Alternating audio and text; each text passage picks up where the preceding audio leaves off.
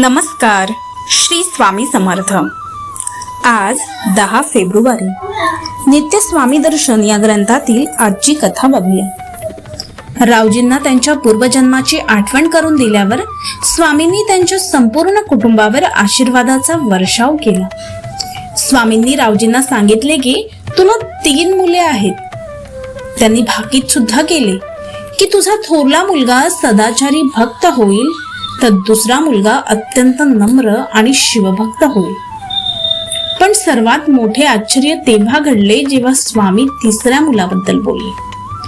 स्वामी म्हणाले, तुझा तिसरा मुलगा वामन हा गुरु संप्रदायाचा प्रसार करेल आणि माझ्या लीला लोकांपर्यंत पोहोचवेल.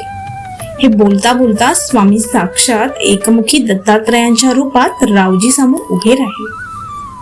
रावजींनी स्वामींच्या पायाशी अक्षरशः लोळण घेतली आणि प्रत्यक्ष परब्रह्म अनुभवल्याचे भाग्य त्यांना लाभले. रावजींची पत्नी जी पूर्वजन्मीची काशी होती तिलाही स्वामींनी दिलेला शब्द या जन्मात पूर्ण केला.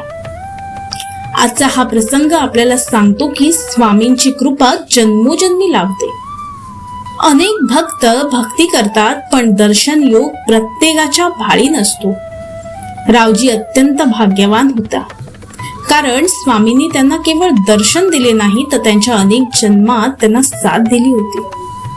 लक्षात ठेवा, तुमच्या प्रत्येक अडचणीच्या वेळी स्वामी तुमच्या पाठीशी उभे असतात.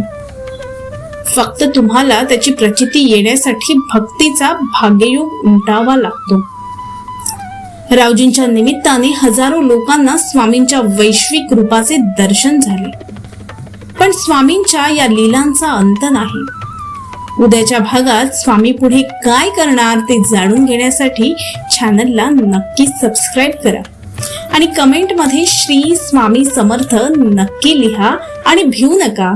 स्वामी तुमच्या पाठीशी आहे. श्री स्वामी समर्थ.